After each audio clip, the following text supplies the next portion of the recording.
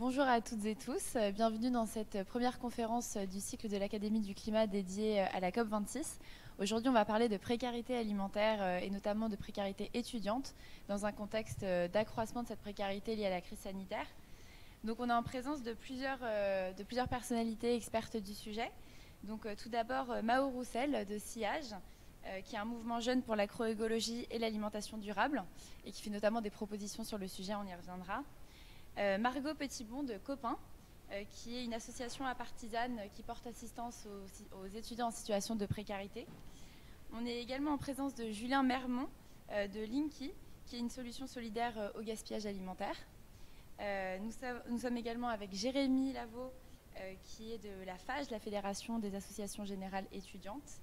Et enfin, Madame Juliette Duquesne, qui est journaliste indépendante et qui a notamment réalisé une série de carnets d'alerte en lien avec Monsieur Pierre Rabhi sur l'agriculture bio, l'agroécologie et d'autres sujets en lien avec les filières alimentaires. Donc, pour recontextualiser un peu le sujet de la précarité alimentaire, et après je passerai la parole, c'est vrai qu'elle s'est vraiment accrue lors de cette crise sanitaire. En 2018, il y a un rapport de l'Inspection générale des affaires sociales qui a parlé de 5 millions de bénéficiaires de l'aide alimentaire en France. Et cette situation est à mettre en perspective avec les 10 millions de bénéficiaires suite à la crise sanitaire. Donc c'est une évolution considérable. Il y a également des estimations qui parlent de 15 millions de personnes en situation d'insatisfaction alimentaire, c'est-à-dire qui ne mangent pas ce qu'ils souhaiteraient manger. Donc on n'est pas forcément dans la précarité, mais dans une situation très désagréable. Donc je vais tout d'abord passer la parole à Linky, monsieur Julien Mermont. Pardon, Mémon. Quel constat faites-vous de la situation et notamment de son évolution suite à la crise sanitaire ? Bonjour et merci de nous inviter. Quel constat on fait, on est un an après le début des distributions aux étudiants qu'on a mises en place et qui ont été très largement médiatisées. Et il n'y a rien qu'à changer. Il n'y a rien qu'à changer en un an. C'est-à-dire, la précarité est toujours aussi importante et il y a toujours autant d'étudiants qui viennent à nos distributions. Donc on a des distributions tous les jours, plusieurs fois par jour. Donc le premier point, c'est que rien n'a changé en quelque sorte, c'est-à-dire qu'il y a toujours autant de précarité alimentaire et nous, ça nous oblige à tenir dans la longueur, à tenir dans la durée. Alors comme on fait de l'aide alimentaire durable, la durabilité peut s'entendre de cette manière, mais c'est pas comme ça qu'on l'avait imaginé. On s'était imaginé fournir un filet de sécurité provisoirement, comme dans les crises humanitaires qu'on rencontre, pour pouvoir venir en aide à des jeunes qui sont privés de façon extrêmement brutale des petits revenus qu'ils avaient. Et on s'imaginait que ça durerait un an et demi, et finalement on s'attend à devoir leur fournir une aide de façon pérenne en quelque sorte, en tout cas jusqu'à ce que la situation soit revenue à la normale. Le deuxième point, c'est que nous, on s'est créé il y a 5 ans avec un objectif qui est très directement lié à l'Académie du climat, très directement lié aux enjeux climatiques à la COP26, c'est le gaspillage alimentaire. Tout le monde connaît les chiffres qui sont aberrants, puisque malgré les lois qui existent en France, on continue à gaspiller, à jeter 10 millions de tonnes d'aliments qui pourraient tout à fait servir à la nourriture humaine. Il n'y a aucune raison qu'ils finissent en compost, ces aliments. Il n'y a aucune raison, évidemment, qu'ils finissent à la poubelle, et aujourd'hui, ils finissent à la poubelle.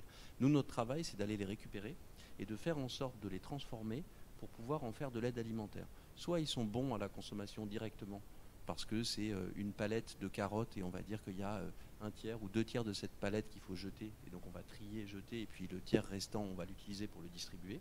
Soit c'est des produits qu'on doit retravailler, à ce moment-là on les cuisine pour en faire des plats qu'on va servir dans nos distributions, ce qu'on fait pour les étudiants, mais on fait aussi pour les familles. On a été plus connu, plus médiatisé sur les étudiants, mais en fait ça fait 5 ans qu'on travaille pour les familles de cette manière. Des colis alimentaires, bio, agriculture vertueuse, des colis assez robustes, c'est-à-dire 7, 8, 9, 10 kilos, avec des fruits, des légumes, de la viande, du poisson, des laitages, des féculents, des plats préparés. Et puis évidemment, on accompagne nos distributions d'un écosystème vertueux en quelque sorte. Donc pardon parce que ça fait plusieurs informations, mais j'essaie d'expliquer ce qu'on fait et la particularité de la période. D'un écosystème qui nous semble vertueux, qui consiste à associer des associations étudiantes à nos distributions, qui s'intéressent à d'autres formes de précarité. Par exemple le logement, l'accès aux droits, la précarité mentale ou psychique, qui est un problème qu'on avait identifié au tout début, avant nos premières distributions, ne sachant pas exactement si ça allait être utile. Et puis finalement, ça s'est révélé non seulement extrêmement utile pour les étudiants, et on a les Psy du cœur avec lesquels on travaille à toutes nos distributions, mais en plus, c'est devenu un problème de société, parce que c'est devenu un problème dont tous les gens en France ont entendu parler. Et le dernier point, pour ne pas parler trop longtemps, c'est que nos volumes sont extrêmement importants, puisqu'on distribue de l'ordre de 150 000 à 200 000 repas par mois, depuis un peu plus d'1 an. C'est extrêmement lourd pour une petite équipe.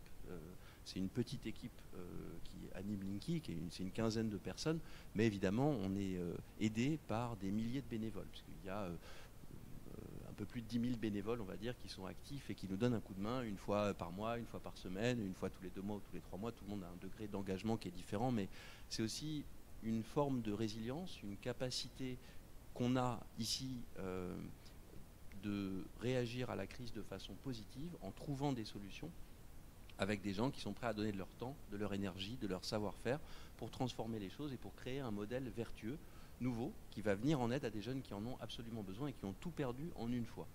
Dernier point, la précarité alimentaire, évidemment nous ne l'avons pas inventée, on a contribué à la mettre en avant médiatiquement, on a contribué à la faire connaître à beaucoup de gens qui ne la voyaient pas ou qui s'imaginaient qu'elle était relativement faible. On pense qu'elle est beaucoup plus importante que ce qui avait été identifié par les pouvoirs publics initialement, et que les pouvoirs publics ont du mal d'ailleurs à quantifier le nombre d'étudiants en précarité, mais la précarité étudiante n'est pas née avec le confinement. Elle s'est largement généralisée, elle a augmenté et elle est devenue dramatique pour un certain nombre d'étudiants qui ont tout perdu. Et quand vous avez un problème de précarité alimentaire, vous avez toujours d'autres problèmes, d'autres précarités connexes qui sont liées. Mais la précarité n'est pas née avec le confinement, elle existait avant. Et je vois qu'il y a la FAGE qui est représentée ici. Je pense à la FAGE, je pense à l'UNEF, je pense à d'autres associations pour les étudiants. Mais en ce qui concerne les familles, il y a évidemment beaucoup d'autres associations avec lesquelles on travaille depuis longtemps. Mais ce sont des associations et des syndicats étudiants qui ont depuis longtemps travaillé et mis en avant l'importance de la précarité, tout secteur confondu des étudiants. Et donc nous, on est venu en soutien en quelque sorte depuis la crise pour organiser des distributions aux étudiants qui en avaient besoin. Et malheureusement, on est dépassé par le succès de ces distributions.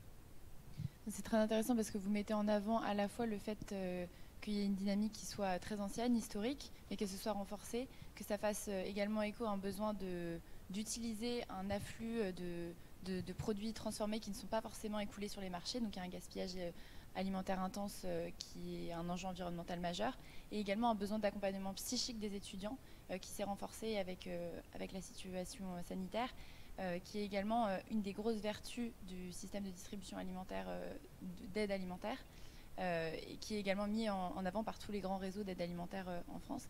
Est-ce que chez Copain, vous faites le même constat, et est-ce que vous avez les mêmes modalités d'action ou des actions un peu différentes sur le terrain ? Je sais pas si... Ok, c'est bon.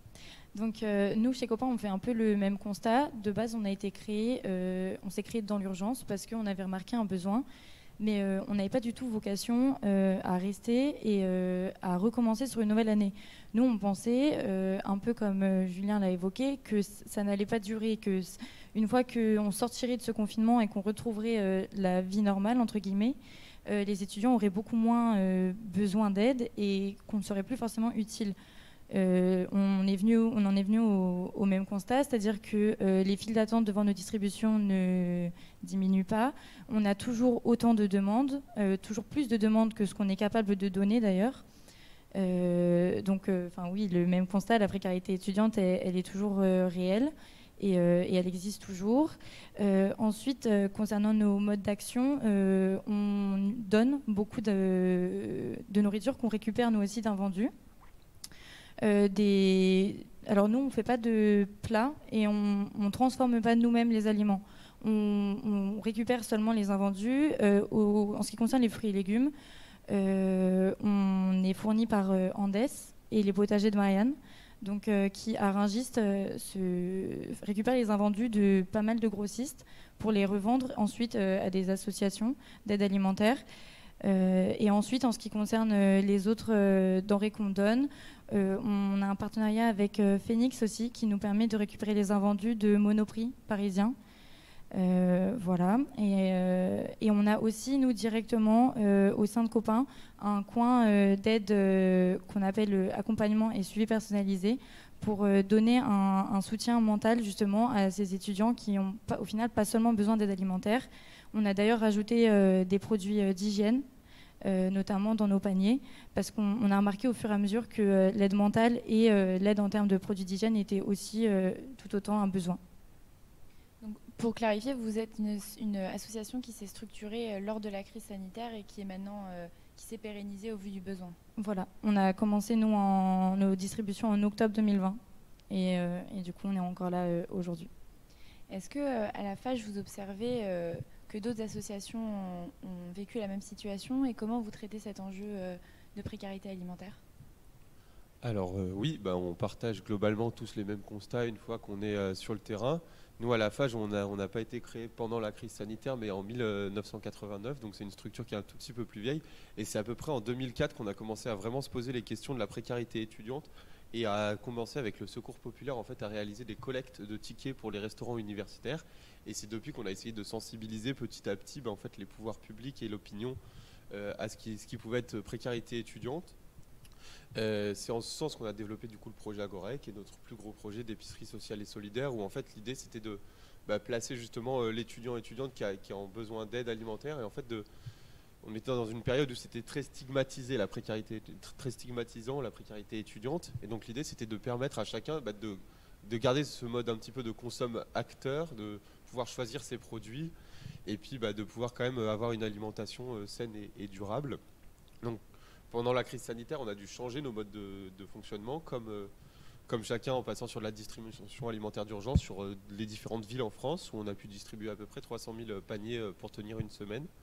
Et donc là, on est repassé dans un fonctionnement à peu près plus classique, sous un fonctionnement d'épicerie sociale et solidaire. Mais ce confinement, il a été vraiment révélateur en fait, de ces inégalités, puisqu'on a quasiment doublé, voire triplé notre nombre de bénéficiaires quotidiens par rapport aux chiffres qu'on avait avant la crise.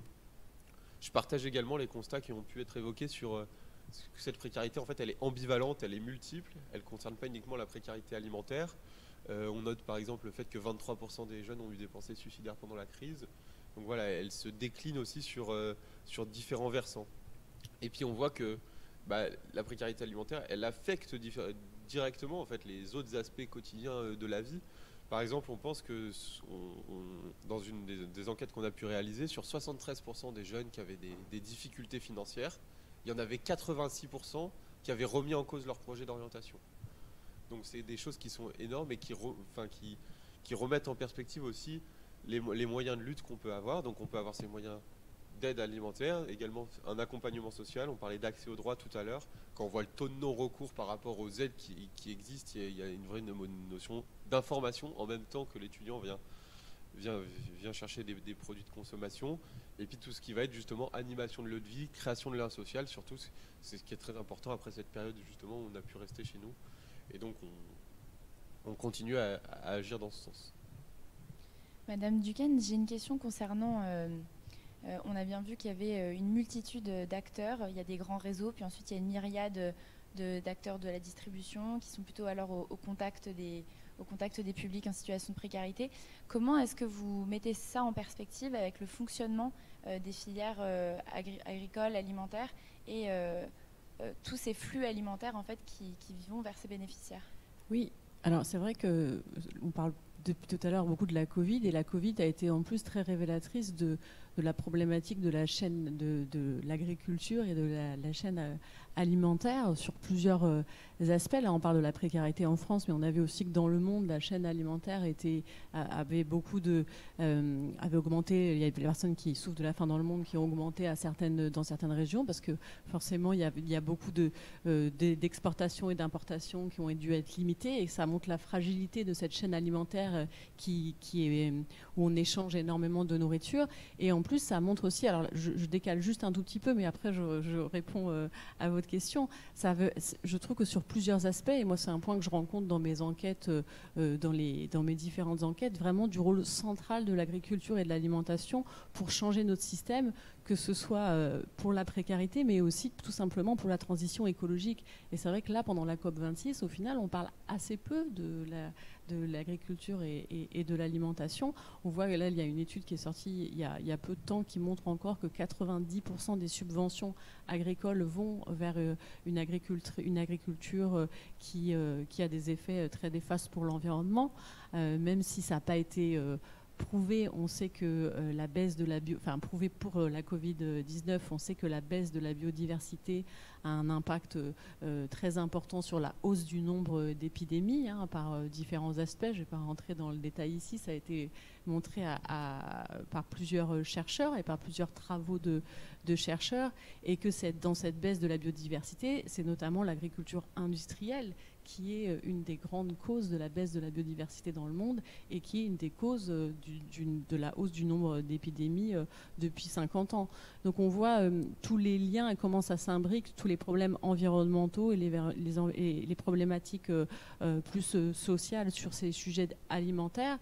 Et pour revenir plus au sujet peut-être filière française sur tout ce qui est chaîne alimentaire. C'est vrai que moi, alors ce matin, je participais justement à un débat avec des jeunes qui étaient. Alors le débat était moins sur la précarité, mais plus sur comment les jeunes peuvent agir, se nourrir, essayer de changer les choses. Et puis j'ai eu plusieurs fois la question, ben oui, mais alors se nourrir en bio, ça coûte beaucoup plus cher. Et c'est vrai que c'est toute la chaîne alimentaire en fait qu'il faut reprendre. Si on change juste manger bio, mais qu'on va tous acheter dans la grande distribution, on sait que dans 10 ans, le problème c'est que les paysans pourront pas se nourrir et avoir des prix assez élevés parce que la grande distribution va avoir une espèce de monopole et va faire une pression sur les prix, et du coup les agriculteurs ne pourront pas vivre de leur production. En même temps, ça ne doit pas non plus porter seulement sur le consommateur, parce que si ça porte que sur lui, ça lui fait un revenu plus important. Donc on voit que c'est vraiment toute la chaîne alimentaire qu'il faut reprendre, réorganiser, et dans certains endroits, au niveau des territoires, on voit que dans des endroits ça prend, on voit qu'il y a des évolutions. Alors, j'ai pas mal, par exemple, enquêté dans la Drôme, par exemple, où il y a certains endroits où on voit qu'on arrive plus à réformer la chaîne alimentaire, où il y a plus d'agriculteurs bio qui arrivent à trouver des débouchés dans des coopératives où les écarts de salaire sont limités, où on garantit aux paysans un certain prix. Et comme les écarts de salaire sont limités, les prix des produits alimentaires ne sont pas beaucoup plus chers, ou voire même moins chers que dans le supermarché d'à côté. Et souvent, cette coopération, j'ai remarqué, elle arrive à se mettre en place quand depuis assez longtemps sur un territoire, les collectivités locales, les associations, les PME, tout un peu aussi le réseau de l'économie sociale et solidaire, arrivent à travailler ensemble. Et là, par exemple, dans le cas de la Drôme, c'était à Die, dans le territoire du Diois, dans la Drôme, ils avaient travaillé depuis longtemps ensemble pour justement dépolluer la rivière qui était dans le coin, qui était très polluée à cause des problématiques agricoles. Et donc, ils avaient appris à travailler ensemble. Il y avait moins de méfiance et ils arrivaient comme ça à mettre en place un système complètement différent. Alors, je me décale un peu par rapport à ce qu'on disait, mais ça, c'est en fait complètement lié. Et ce qui est intéressant aussi, c'est que alors il y a ce territoire, mais il y en a d'autres, où au bout d'un moment, quand la structure elle atteint une certaine taille, donc là c'était une coopérative qui vendait des produits alimentaires, au lieu de grossir, ils se disent bon là on a atteint une taille, alors là ils n'étaient que 20 salariés, mais ils trouvaient qu'ils avaient atteint une taille suffisante, et ben ils aident une autre coopérative qui n'est même pas forcément liée financièrement à s'installer. Après ils vont avoir un petit revenu pour la comptabilité et autres quand ils ont donné une aide, mais ils aident, et on voit que là, c'est tout un autre système économique qui se met en place, où on est plus dans une coopération et presque dans un système où on va semer en fait après d'autres structures qui ne vont pas avoir des tailles trop importantes. Ou même là, alors c'était intéressant dans cette coopérative dans la Drôme, ils aidaient même des paysans, donc c'est une coopérative qui vendait des produits alimentaires, un supermarché mais organisé en coopérative que pour des produits alimentaires, et ils aidaient même les agriculteurs pour les aider à acquérir les terrains autour de cette petite ville pour justement qu'on puisse continuer à avoir une agriculture locale et pas avoir énormément de déplacements. Et juste peut-être pour terminer, parce que si on part sur toute la chaîne alimentaire, je vais pouvoir faire toute la conférence, parler très longtemps, mais peut-être juste sur ce point-là, parce qu'on est sur la précarité. Et c'est vrai que ce matin, là, avec les jeunes avec lesquels je discutais, c'est parce que c'est revenu plusieurs fois, ils n'arrêtaient pas de dire oui, bah, ça coûte vraiment cher d'acheter bio, Donc on oubliait déjà tous les coûts indirects de l'agriculture industrielle qui sont énormes. On ne va pas tous les lister, mais la pollution de l'eau, dépolluer l'eau, ça coûte très cher. Enfin, tous les coûts, bien sûr, indirects de l'agriculture industrielle. Et puis, on oubliait aussi un point essentiel, quand même, concernant la précarité, c'est que le fait d'avoir une agriculture industrielle fragilise des personnes à l'autre bout de la planète qui, eux, vont souffrir de la faim aussi à cause de nos circuits alimentaires. Quand on a par exemple... Je me souviens avoir enquêté au Burkina Faso où il y a 10% des terres qui sont réservées à du coton exporté ou à de la nourriture qui va être exportée au lieu d'avoir une agriculture vivrière qui pourrait nourrir le pays. Donc c'est vrai que réformer toute la chaîne alimentaire, là ça fait beaucoup de sujets en quelques minutes, mais réformer toute la chaîne alimentaire, que ce soit agricole et après la distribution, moi me semble essentiel pour changer notre modèle et respecter l'humain et la terre. Et je pense que des fois, aujourd'hui, on décale un peu trop, on ne prend pas ça assez au centre du changement, qui, moi, me semble vraiment capital pour y parvenir. Merci beaucoup, c'était très complet. Je pense qu'il y a un paradoxe qui peut sembler apparent entre l'urgence dans laquelle... certains publics sont, l'urgence alimentaire en particulier, puisque c'est ce dont on parle aujourd'hui, et puis une réforme beaucoup plus systémique du système agricole et alimentaire. Et ça peut paraître déconnecté, mais parfois certaines solutions en fait, répondent aux deux. Et c'est souvent des solutions qui sont à la fois de proximité, de solidarité. Et la solidarité de l'agriculteur, c'est aussi en fait, une solidarité qui peut se répercuter sur le consommateur. Donc c'est vraiment des sujets qui sont intrinsèquement liés, mais parfois, dans l'urgence, on peut être tenté de les dissocier et de proposer des pansements à des situations qui sont beaucoup plus complexes.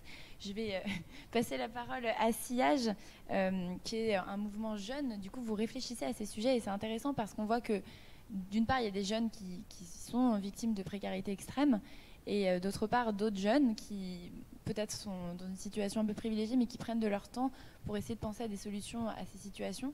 Et il me semble que vous pensez à des solutions qui sont, comme l'évoquait Madame Duquesne, beaucoup plus complexes. Est-ce que vous pouvez nous faire part un peu des réflexions que vous menez au sein de Sillage ? Oui, alors du coup au sein de Sillage, effectivement, on a repris, on est un mouvement jeune déjà, on n'est pas une association, on a repris les propos que tenait Juliette sur l'idée qu'aujourd'hui nos systèmes alimentaires ils sont devenus de plus en plus complexes et ils englobent tellement de choses que toucher à nos systèmes agricoles alimentaires, c'est toucher à tout d'une certaine manière. Comment on peut s'attaquer à cette chaîne-là? Comment on peut faire évoluer nos modèles alimentaires vers une alimentation plus durable? Donc là, spécifiquement à Sillage, donc on travaille en partie sur les formations agricoles. Aujourd'hui, les formations agricoles, que ce soit déjà en lycée agricole ou école d'agronomie, c'est peut-être très concentré souvent sur les modèles de production. Donc, par exemple, en lycée agricole, on peut avoir 20% de la formation qui est sur comment fonctionnent les sols, comment on produit, et 80% de la formation qui est comment augmenter la productivité. Et la plupart des formations sont comme ça aujourd'hui. Donc, comment on peut faire évoluer ça? Ensuite, on travaille avec les CROUS. Donc, en fait, les CROUS, qui est une part énorme de l'alimentation chez les étudiants, comment faire évoluer les CROUS vers une alimentation plus durable, sachant que les CROUS sont déjà à très bas prix, donc en plus aujourd'hui c'est à 1 € pour les boursiers, donc, mais comment faire pour s'approvisionner quand on est un CROUS pour proposer une alimentation durable à son public? Et là on voit qu'il se pose plein de questions tout le long de la chaîne. Déjà par exemple, comment proposer des produits bio? En fait, le problème de la restauration collective, c'est que c'est des énormes quantités, et souvent les producteurs bio, ils vont avoir des plus petites surfaces, ils produisent des quantités qui ne vont pas répondre à une offre pour une collectivité. Mais après, certains CROUS arrivent à le faire en faisant appel, pour certains produits très précis, comme le pain ou alors des carottes. Et donc là, c'est là qu'on a découvert de manière très intéressante que les CROUS, ils ont un fonctionnement assez autonome au final. Par exemple, les CROUS d'Aix-Marseille qui ont un chef cuisinier par CROUS et qui essaient d'adapter l'offre alimentaire à leur public. Et Donc là, une fois de plus, on voit qu'il y a plein de particularités qui se posent en fonction des filières d'études encore. Parce que aujourd'hui, les étudiants, quand ils mangent, il y a effectivement le problème des revenus.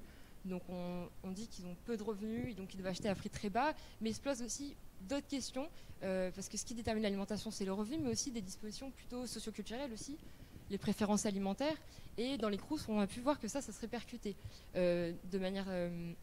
par exemple, le Crous Aix-Marseille, avec près de la fac de STAPS, donc les étudiants en sport, on voit que les étudiants de STAPS vont être plus enclins à consommer moins de viande et plus de féculents. On voit que la fac de psycho, c'est très cliché, mais qui est majoritairement féminine, va avoir le Crous près de la fac de psycho, va être plus enclin, pareil, à consommer moins de viande, moins de produits gras, dits de snacks, de pizza, et va plus se concentrer sur peut-être des fruits et légumes. Bon, évidemment, c'est des choses qui sont construites culturellement, voilà, qui peuvent avoir d'autres explications. Mais tout ça pour dire que l'alimentation a plusieurs facteurs aujourd'hui, qui sont donc les revenus, les facteurs socio-culturels, mais aussi des facteurs plutôt structurels, chez les étudiants, mais aussi chez les ménages plus pauvres, qui sont par exemple déjà les transports, où est l'offre alimentaire. Donc ceux qui habitent dans les milieux ruraux, les grandes surfaces peuvent être loin. Pour le cas des étudiants, où est-ce que l'offre alimentaire, on va faire ses courses après les cours, mais tout n'est pas toujours ouvert. Ensuite, on peut manger à midi au Crous, mais le Crous, souvent, on n'a qu'1 heure pour manger. La queue est monstrueuse. Du coup, on va se préférer aller acheter dans des snacks, des choses plutôt faciles d'accès, plus rapides, mais qui est souvent synonyme de malbouffe. Donc, sandwich, de pizza, une fois de plus, je caricature. Mais tout ça pour dire qu'il y a le problème, effectivement, de la quantité, de manger en quantité, mais aussi en qualité. Et enfin, quand je parlais de déterminants structurels, on pouvait parler aussi de tout ce qui est structure des cuisines. Déjà, quand on est dans des résidences universitaires, souvent il y a une cuisine collective, il n'y a pas de four, il y a 2-3 plaques de cuisson, c'est compliqué de se faire à manger. Il y a on entend beaucoup parler que peut-être les milieux les plus défavorisés n'ont pas les compétences pour cuisiner, mais c'est beaucoup d'idées reçues. En fait, souvent, les compétences pour cuisiner, on les a, pour transformer les aliments, on les a, mais quand on est en situation précaire, on est anxieux, on peut être proie à beaucoup de stress, on a peu de temps, on peut être fatigué selon le rythme de travail qu'on a. Et tout ça, c'est des facteurs qui jouent et qui font qu'on n'a pas le temps forcément de transformer les aliments, de cuisiner. Donc, voilà, il y a plusieurs facteurs à prendre en compte qui sont très particuliers pour les milieux les plus modestes, dont les étudiants, et qui sont des freins à la transition alimentaire. Mais il y a un de nos partenaires, par exemple le RESES, qui a publié une étude récemment sur les étudiants par rapport aux problèmes environnementaux.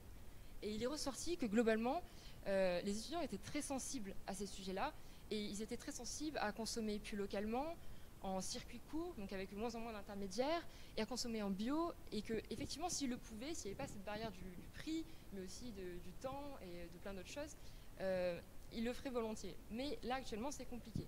Donc, cette précarité est un frein à la transition à l'alimentation durable. Donc maintenant, la question qu'on se pose, c'est comment on dépasse ça. Et là, c'est peut-être toute la chaîne du système alimentaire qu'on doit revoir.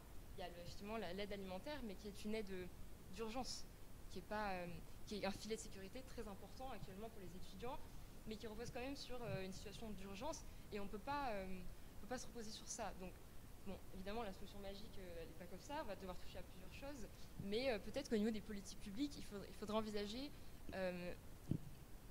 une vision plus globale du problème en attaquant, en aidant par exemple les personnes en situation de précarité alimentaire à trouver des sources de revenus plus pérennes pour s'alimenter. Il existe par exemple une alternative, la sécurité sociale de l'alimentation, qui propose d'avoir distribué à chaque ménage un budget consacré à l'alimentation, qui serait que sous forme de chèque alimentaire. Donc c'est une solution parmi d'autres. Mais voilà, il faudrait peut-être envisager une politique qui va toucher plusieurs aspects. Et après, au niveau de l'aide alimentaire, juste un dernier détail, effectivement, ça repose beaucoup sur une aide d'urgence. Mais le problème, c'est que l'État investit énormément d'argent chaque année. Donc je crois qu'on était à 1,5 milliard d'euros investis en 2018, ce qui est énorme. Mais d'un autre côté, toute la logistique, elle est prise en charge par des associations, par des bénévoles. Et alors que d'où viennent les aliments qu'on distribue dans la grande distribution, principalement des invendus, du gaspillage, de la grande distribution.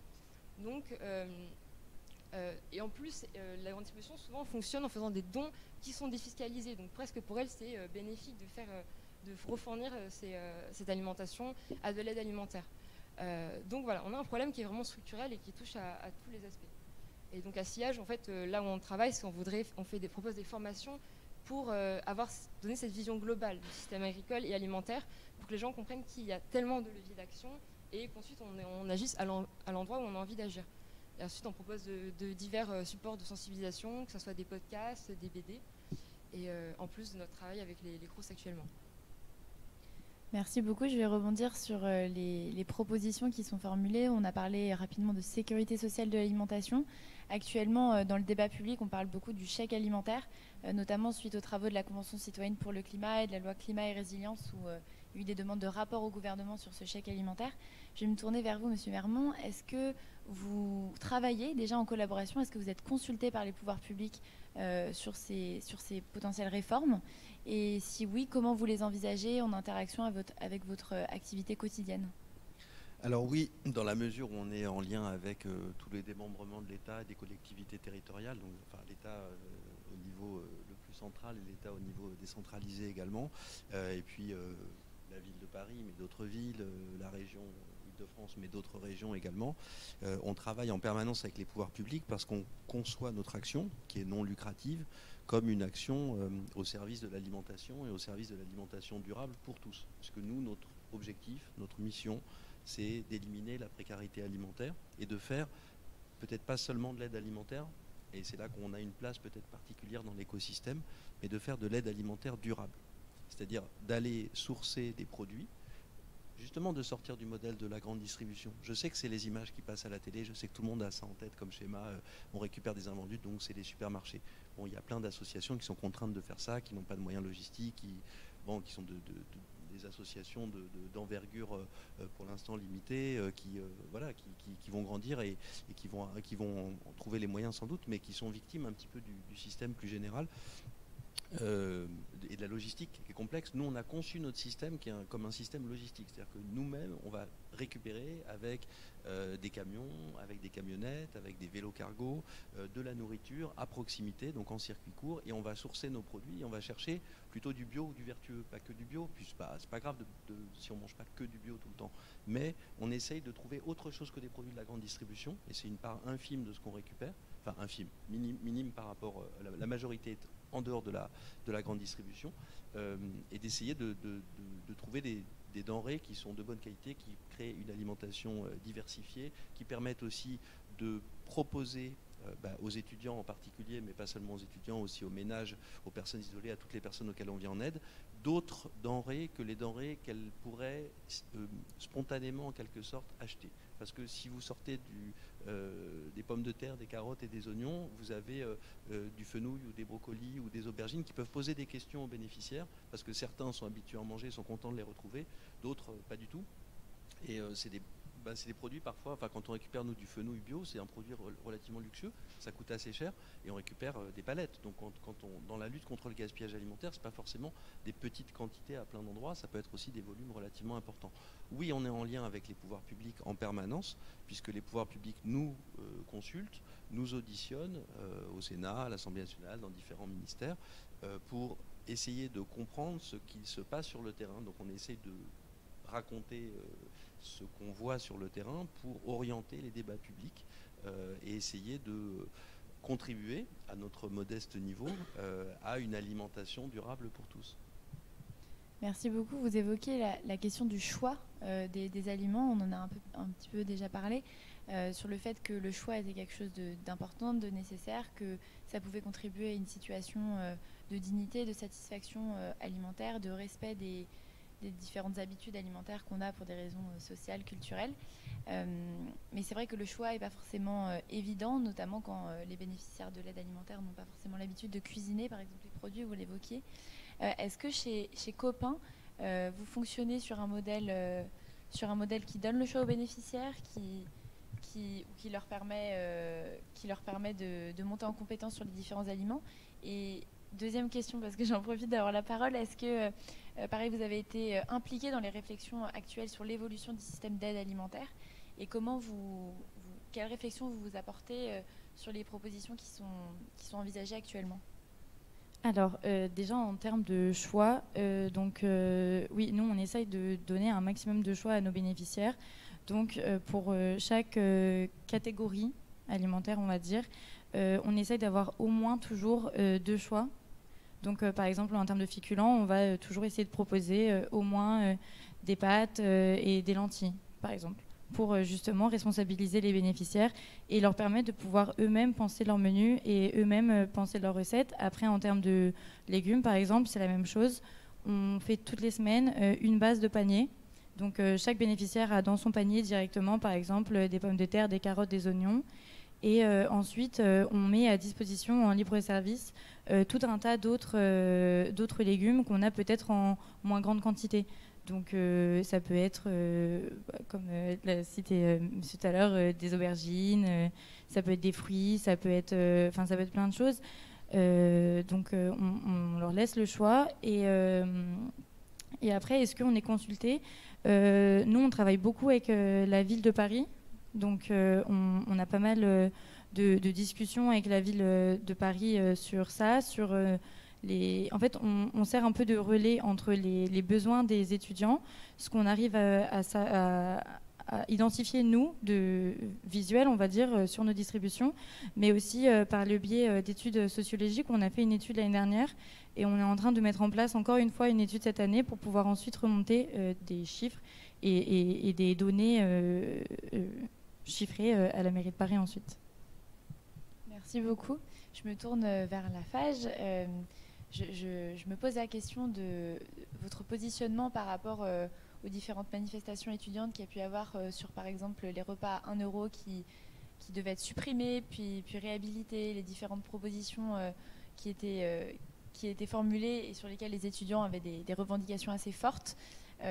Quelle observation vous faites en interne de ces revendications étudiantes? Est-ce que vous avez l'impression qu'elles sont écoutées et qu'elles sont prises en compte par les pouvoirs publics? Alors, en effet, c'est toujours intéressant quand on met en place des projets d'aide alimentaire, derrière de pouvoir faire remonter ce qui se passe au terrain et plus que uniquement faire des remontées, être force de proposition là-dessus. Donc il y a eu beaucoup de revendications, notamment liées par exemple à tout ce qui était lié au repas, au restaurant universitaire à 1 euro également. Beaucoup... On constate aujourd'hui que en 5 ans, au final, le gouvernement n'a pas tant avancé que ça sur la question de la jeunesse et a fait très peu de réformes structurelles, voire quasiment aucune. Il n'y a pas si longtemps, mais qui est très décevante. Et donc, c'est toujours la même chose. On reste revendicatif par rapport aux besoins des étudiants, qu'on voit toujours plus nombreux dans nos épiceries, plus nombreux dans les distributions alimentaires de chacun et de chacune ici. Et donc l'idée, c'est aussi de travailler avec les différents acteurs, c'est-à-dire remonter certes des choses au niveau des ministères, remonter des choses au niveau des collectivités locales qui ont un pouvoir d'agir, de soutien des associations, mais également des CROUS notamment et des universités où il y a un nombre d'enjeux qui sont assez variés. Après, par rapport aux manifestations, en effet, nous, on choisit de ne pas forcément s'y associer toujours publiquement, etc., parce qu'on pense que il est plus important de mettre en place des projets et d'aller directement échanger avec les interlocuteuristes dans lesquels, ce pourquoi on est parfois choisi.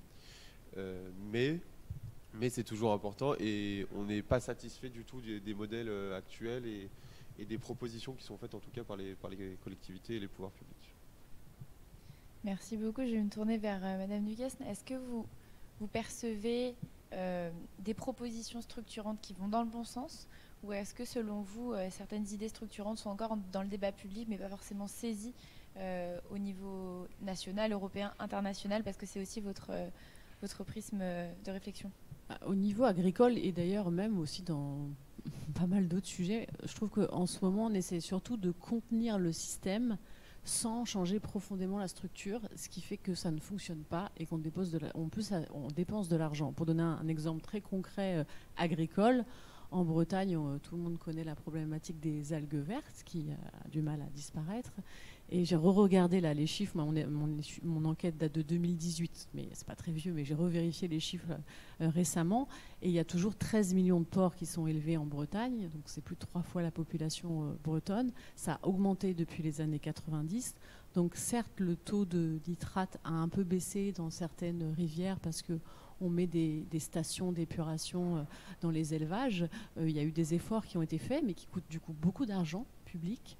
Et au final, il y a très peu de résultats parce qu'on a 13 millions de porcs qui sont élevés en Bretagne. Donc tant qu'on aura 13 millions de porcs qui sont élevés en Bretagne, la terre ne pourra pas absorber tout ce fumier. Et on se rend compte dans beaucoup de sujets que c'est ce qui se passe en ce moment. C'est-à-dire qu'il y a la même problématique. Je ne sais pas si vous avez entendu parler des bassines dans les Deux-Sèvres. On est en train de construire des bassines donc, qui vont... où on va prendre de l'eau l'hiver pour... alors, ce n'est pas de l'eau de pluie, hein, c'est de l'eau qu'on va prendre dans les rivières ou dans les rivières ou dans les nappes phréatiques pour pouvoir continuer à arroser l'été du maïs qui vont permettre de nourrir des élevages industriels. Donc c'est vrai que quand on interroge les associations environnementales, elles nous disent c'est vrai que c'est une solution qui est moins néfaste qu'un barrage.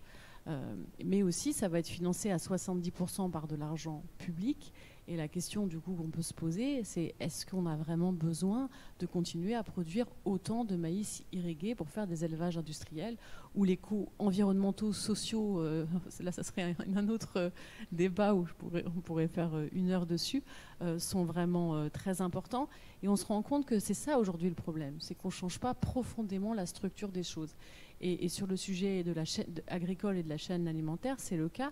En ce moment, il y a la politique agricole commune qui est discutée au niveau européen et ça ne part pas du tout dans le bon sens parce que les aides vont beaucoup être accordées là pour l'instant à un label qui est de haute valeur environnementale où les critères sont très très bas donc même il y a certains agriculteurs bio qui pensent qu'ils vont, enfin si ça va dépendre des débats, mais vont peut-être avoir moins d'aides qu'aujourd'hui. Alors comme je le disais tout à l'heure, 90% des aides vont vers une agriculture qui est néfaste pour l'environnement et la santé. Et en plus ça désorganise toute une paysannerie dans de nombreux pays.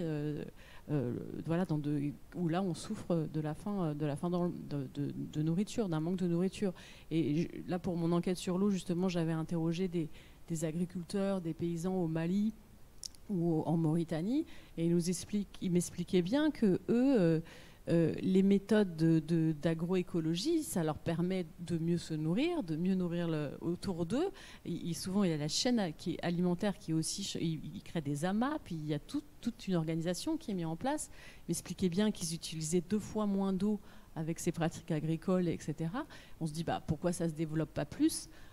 Tout simplement parce qu'il faut quand même un temps important de formation.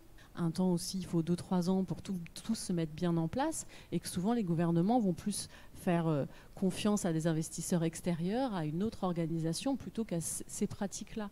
Donc je pense qu'il y a vraiment une agriculture et une chaîne alimentaire à totalement revoir, à totalement restructurer et qu'on ne peut pas non plus tout laisser peser sur les paysans.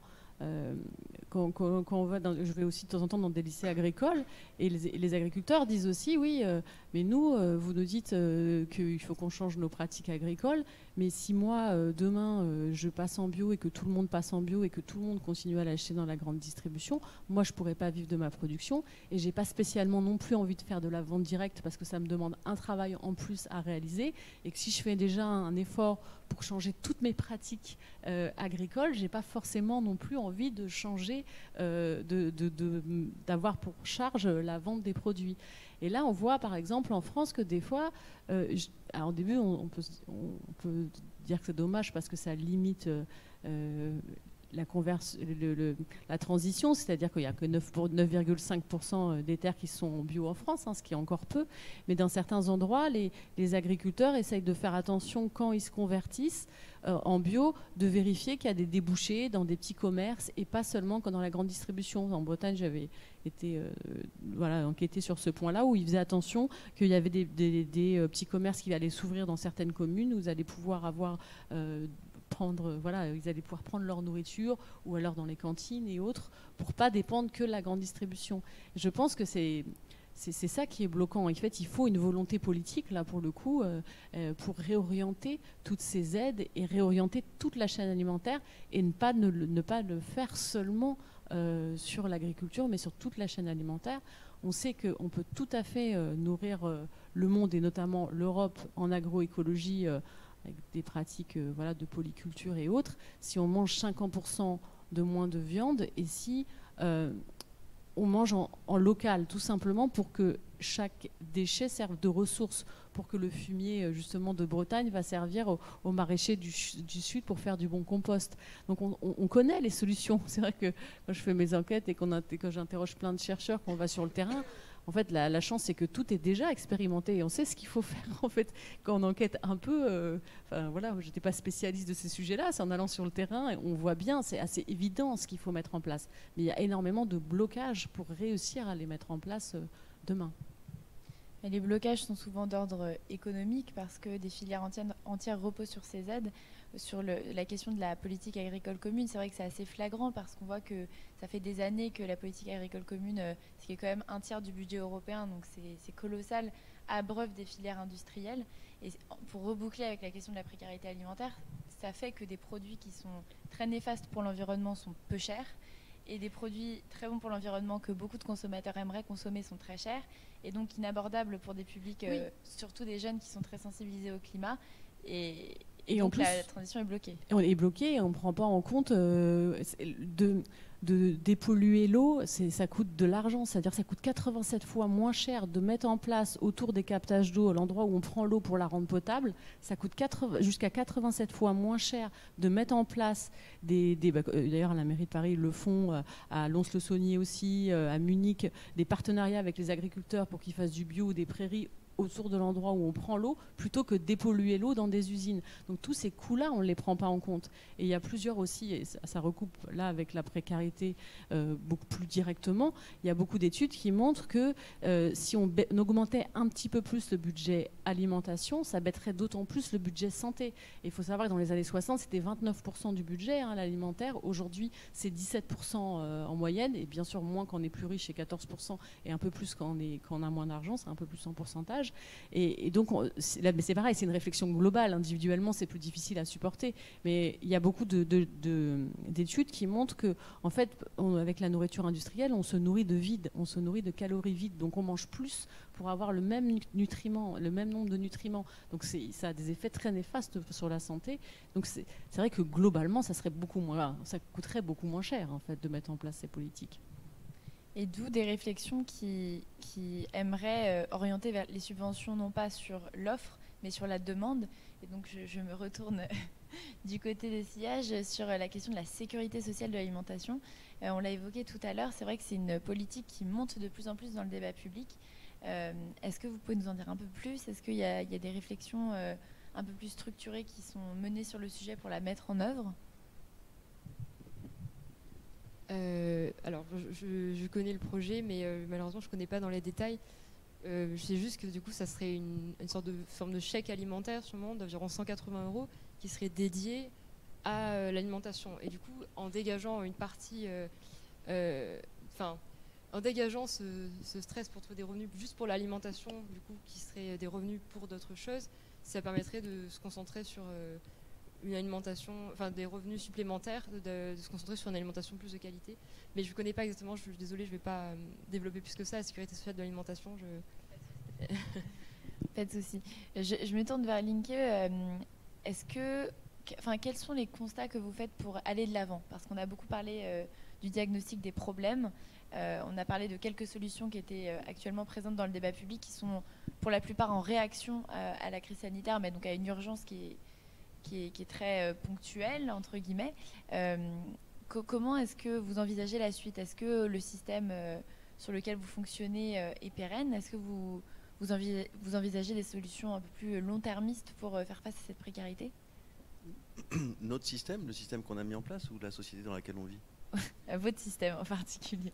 Notre système, on l'envisage comme pérenne, on l'envisage comme durable. On fait de l'aide alimentaire durable, donc c'est durable dans le temps. On ne peut pas dire aux gens, on vient vous aider, mais dans une semaine ou dans un mois, peut-être qu'on ne va pas vous aider. Donc nous, on l'envisage de façon pérenne, ça c'est certain. Est-ce qu'il est pérenne ? Je conçois vos questions comme des questions un peu de conclusion de la table ronde. C'est pas forcément de conclusion, mais par exemple dans un contexte de diminution du gaspillage alimentaire, qui est quand même un objectif pour lequel vous travaillez, c'est également une composante structurante de votre activité. Quelle serait une perspective, disons à horizon de 10 ans, où le gaspillage alimentaire diminue, donc c'est pas forcément un matériau sur lequel fonctionner ? Non, mais qui est contre la lutte contre le gaspillage alimentaire ? Enfin, qui est pour le gaspillage alimentaire ? Personne. Enfin, je veux dire, c'est ce qu'on appelle une cause sans adversaire. Le problème, c'est ce qu'on fait concrètement, quoi. Donc, il y a une loi qui existe, une loi, des décrets, la loi Egalim, etc. Donc, il y a tout un ensemble légal qui doit enserrer en quelque sorte les acteurs privés et publics pour éviter le gaspillage alimentaire. Quelques années après la loi initiale qui était la loi Garot, il y a eu 2 autres lois par la suite, bon, peu importe, je ne refais pas la genèse de toutes les lois et les règlements qui sont sortis à ce sujet, mais il y a 10 millions de tonnes d'aliments en parfait état qui sont jetés en France, alors qu'il y a 10 millions de personnes, au moins 10 millions de personnes qui sont en précarité alimentaire. Et il y a des images tous les jours, à la télévision, à la radio, pas pour les images, mais il y a des informations qui mettent en avant cette situation. Qu'est-ce qu'il nous faut pour agir? Enfin, qu'est-ce qu'il nous faut pour aller un petit peu plus loin? Peut-être des lois qui sont un petit peu plus coercitives, peut-être des lois qui incitent davantage les acteurs publics et privés à éliminer le gaspillage alimentaire. Combien de temps on va mettre à changer concrètement notre quotidien alors que tout le monde est d'accord sur les grands principes? La question, elle n'est pas sur les grands principes. Les grands principes, tout le monde est d'accord. La question, c'est comme... vous pouvez le faire sur à peu près toutes les discussions qui vont sans doute émailler la campagne présidentielle à venir en France. Tout le monde est d'accord sur les grands principes, sur dans quelle direction il faut aller. Oui, il faut plus de sécurité, oui, il faut plus de ceci, oui, il faut moins de gaspillage, oui, il faut une santé performante, oui, il faut ceci, il faut cela. Bon, la question, c'est qu'est-ce qu'on fait concrètement et quels moyens on se donne pour le faire. Nous, ce qu'on constate, je reviens à ma place et à la question initiale que vous me posiez, nous, ce qu'on constate, c'est qu'il y a finalement peu d'évolution sur les grands chiffres en matière de gaspillage alimentaire en France. Alors même que dans le pays, en Europe, dans le monde, le rapport du GIEC, la COP26 évidemment, mettent en avant l'aberration écologique, l'aberration sociale, l'aberration économique que représente le gaspillage alimentaire dans le monde. La question, elle est dans ce que peuvent faire les citoyens pour montrer l'exemple. Alors, nous, on est une initiative parmi d'autres qui effectivement lutte contre le gaspillage alimentaire, qui effectivement a créé un système organisé avec un bout de la chaîne, un début de la chaîne et une fin de chaîne qui permet de récupérer chez des professionnels de l'alimentaire, que ce soit des exploitants agricoles, des traiteurs, des restaurateurs, des grossistes, des industriels, évidemment des supermarchés, des cantines scolaires, toutes sortes de professionnels de l'alimentaire en quelque sorte, leur surplus alimentaire. Pour en faire bénéficier, et exclusivement pour en faire bénéficier, c'est très différent d'autres systèmes, pour en faire bénéficier des gens qui en ont besoin, c'est-à-dire des gens qui sont en précarité alimentaire. Nous, c'est comme ça qu'on a conçu le système. Nous, on pense que cette initiative est plutôt vertueuse, on a l'impression, et on a pas mal de gens qui nous suivent, qui nous accompagnent et qui nous soutiennent, et c'est grâce à eux qu'on arrive à faire tout ce qu'on fait chaque jour. C'est épuisant, mais on y arrive quand même. Mais c'est une initiative parmi d'autres. Ce dont je suis convaincu, pour répondre à votre question, c'est que le modèle, les changements viendront des gens qui mettront en œuvre ces solutions. Elles viendront beaucoup plus d'en bas, en quelque sorte, que dans les grands discours généralistes qui, eux, vont tous dans le même sens. Tout le monde est déjà d'accord sur le fait qu'il faut éliminer le gaspillage alimentaire. La question, c'est qu'est-ce qu'on a fait depuis 2016, c'est-à-dire la loi Garot, la loi initiale en France qui a fait connaître la question du gaspillage alimentaire. Qu'est-ce qui s'est passé depuis? Est-ce que le gaspillage alimentaire a baissé? Est-ce que vous savez combien jettent chaque jour les grandes surfaces en France? Vous avez ces chiffres? Le ministère de l'Agriculture ne les a pas non plus. Le sujet, je pense que tout le monde est d'accord sur la question des objectifs, mais pas forcément sur qui sont les responsables et où se positionnent les mesures coercitives. Sur la question du gaspillage alimentaire, c'est vrai que la loi Garot, elle portait sur les distributeurs, sur les interdictions de détruire les invendus alimentaires, mais peut-être pas sur les producteurs, les transformateurs, les industriels qui sont, eux, à l'origine d'un système qui produit énormément. Donc, je donne quelques petites billes de réflexion, mais c'est vrai que oui, sur la question des objectifs, certes, ils sont consensuels. Sur la question de justement, c'est là qu'il faut être précis. Parce que nous, on a été auditionnés par Guillaume Garot dans son rapport post-loi pour essayer de comprendre ce qui marche pas, pourquoi ça marche pas, et quel est le retour des acteurs de terrain qui luttent contre le gaspillage alimentaire. Ce qu'on lui a dit, c'est que la loi qui a été mise en place est une loi... Vous dites la loi, elle impose aux supermarchés de ne plus jeter. Et vous avez lu ça où dans la loi? La loi, elle impose aux supermarchés de plus de 400 mètres carrés. Donc déjà, tous les moins de 400 mètres carrés n'étaient pas concernés. Elle impose aux supermarchés de plus de 400 mètres carrés de passer une convention avec une association. Et passer une convention avec une association d'aide alimentaire, ça ne veut pas dire arrêter de jeter. Vous pouvez passer une convention qui fait que vous donnez le mardi et le mercredi, et que le jeudi, le vendredi, le samedi, et le dimanche, parce qu'il y a même des supermarchés qui sont ouverts le dimanche aujourd'hui, vous jetez. Donc la question, elle est concrètement dans les mesures coercitives qui peuvent exister ou les mesures incitatives mais qui vont faire changer les comportements. Aujourd'hui, ce qu'on constate, nous, c'est que les comportements ont finalement assez peu changé. C'est une dynamique positive. On peut voir le verre à moitié vide ou à moitié plein. Donc ça dépend des jours, mais je suis plutôt enclin ce soir à le voir à moitié vide. Donc quand vous dites les comportements n'ont pas changé, les comportements plutôt des acteurs économiques et pas des consommateurs pour lesquels vous pensez qu'il y ait de plus en plus d'actions qui sont mises en œuvre? Alors, je ne veux pas parler au nom des consommateurs parce que je ne peux pas. Ce que je peux juste vous dire par rapport aux distributions qu'on organise et aux gens qu'on aide, que ce soit des familles, des personnes isolées ou que ce soit des étudiants, puisque c'est des volumes considérables que j'évoquais tout à l'heure, c'est que finalement, en ce qui concerne les étudiants, c'est les premiers concernés par les enjeux climatiques, les premiers concernés par le gaspillage alimentaire qui sont privés d'une alimentation durable. Et ça, c'est un vrai scandale dont chacun devrait se soucier et dont chacun devrait, que chacun pourrait prendre à sa charge pour essayer de changer les choses. Parce que c'est une aberration et une injustice qui me semble flagrante. Les comportements changent. Il suffit de voir les enquêtes d'opinion, il suffit de voir les travaux sociologiques qui ont été faits en direction de la jeunesse en France et ailleurs pour voir que les préoccupations environnementales sont au premier rang de leurs préoccupations. Et que quand on voit que c'est ces publics-là qui sont privés d'une alimentation durable, il faut se poser la question du modèle de société qu'on souhaite. Alors je vais rebondir sur quelque chose que vous avez dit. Vous avez dit que c'était épuisant, mais qu'on allait y arriver. C'est vrai que beaucoup des actions dont on parle sont menées par le monde associatif, par des acteurs qui ne sont pas forcément rémunérés pour cette action. Certains le sont, d'autres non. Je me tourne vers Copain. Est-ce que vous avez l'impression que l'action que vous menez est de l'ordre du service public? Est-ce que vous avez l'impression est-ce que des fois vous ne ressentez pas un sentiment d'injustice à devoir endosser cette charge et poursuivre cette action pour l'instant? Oui, je pense que ce qu'on fait, c'est de l'ordre du service public.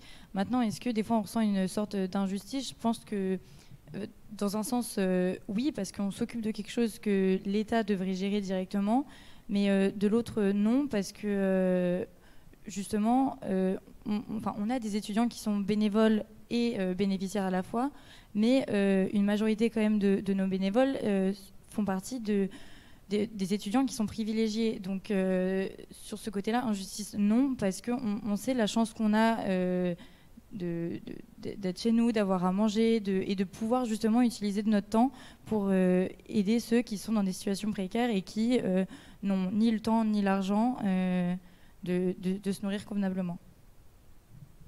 Madame Duquesne, est-ce que vous percevez, comme ce que M. Mermont a dit, que les choses vont parvenir du consommateur? Est-ce que c'est une expression dans laquelle vous vous reconnaissez?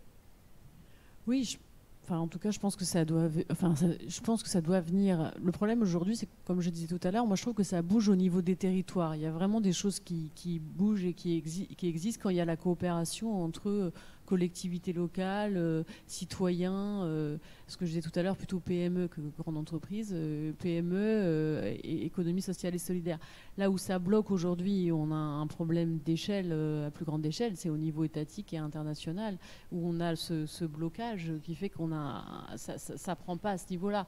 Et comme je disais aussi tout à l'heure, pour moi, c'est des fois le côté agréable des enquêtes. Il y a tout le côté état des lieux qui est quand même un peu plombant, il faut le dire, sur la plupart des sujets que j'enquête.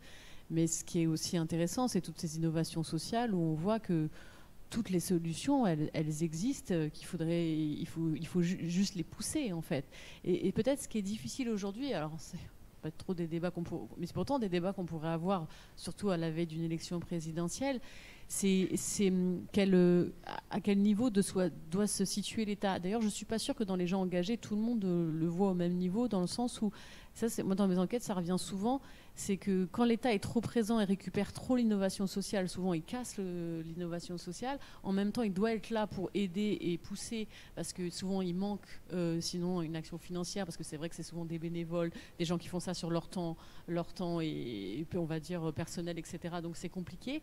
Et c'est, à ce niveau-là, on a du mal je pense que c'est pas naturel pour l'État d'être là pour soutenir des innovations sociales. Soit il va les récupérer et un peu les casser, soit il va vouloir. Et ça, je pense que c'est une réflexion intéressante qu'on pourrait avoir sur quelle place doit avoir l'État dedans. Aujourd'hui, c'est vrai que de façon globale, généralise un peu, mais dans beaucoup de d'enquêtes que j'ai pu faire, il casse plutôt l'innovation sociale, et va, à part au niveau, on va dire, des territoires, mais au niveau plus global, il va plutôt, même des fois d'un point de vue juridique, sur des points, etc., où c'est plus compliqué d'essayer de faire différemment. Donc peut-être alors votre question du début, c'était, je suis partie un peu loin du coup par rapport à la question sur le consommateur. Voilà, parce que là je suis partie très loin par rapport à la réponse. Mais moi je pense que ça vient de, ça doit. Je suis pas sûre qu'il faut d'ailleurs opposer action individuelle par exemple ou action collective. Je pense que ça doit venir de toutes parts.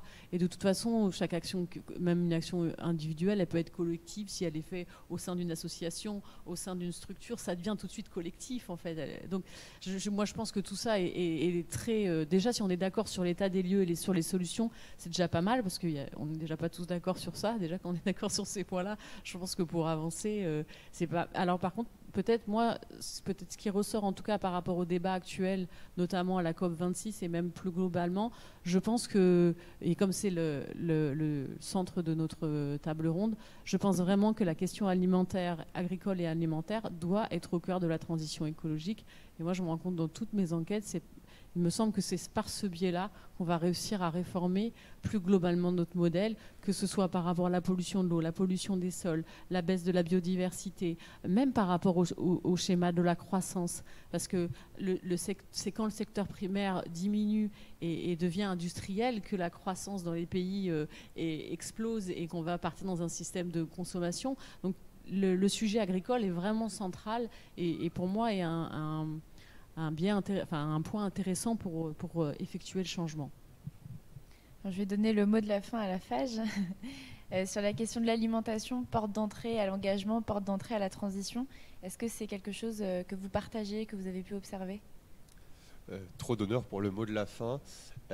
Donc oui, l'alimentation, l'aide alimentaire comme accès à l'engagement, je pense que ce qui ressort de notre débat ici aussi, c'est quelle place on va donner dans le débat public à cette aide alimentaire, ces problèmes de jeunesse, etc. Et même plus globalement justement à la transition écologique, à l'aube des échéances qui vont arriver durant l'année prochaine. C'est dans le débat public, comment on va pouvoir parler de ces sujets avec à la fois les corps intermédiaires que nous sommes et à la fois entre candidats, entre partis politiques, et comment les instances vont pouvoir être force de proposition sur ces questions-là. Je pense que l'engagement alimentaire, l'engagement solidaire qu'on peut expérimenter au quotidien, c'est une première forme d'engagement, et c'est la base, c'est un ciment qu'on expérimente simplement de distribuer des paniers une fois par mois, une fois tous les 3 mois, une fois tous les ans. Et puis c'est voir aussi quelle place on laisse à ceux qui veulent faire un peu plus, ceux qui veulent être force de proposition, et je pense que c'est l'enjeu de la suite, c'est l'enjeu de la COP26, c'est tout un enjeu de voir comment on peut écouter les organisations qui essayent aussi d'être force de proposition pour réfléchir et repenser ces nouveaux systèmes. Merci beaucoup. On va peut-être ouvrir rapidement aux questions si on a un petit peu de temps. Je ne sais pas si on a 3 minutes pour les questions. Est-ce qu'il y a quelques questions pour les intervenants ?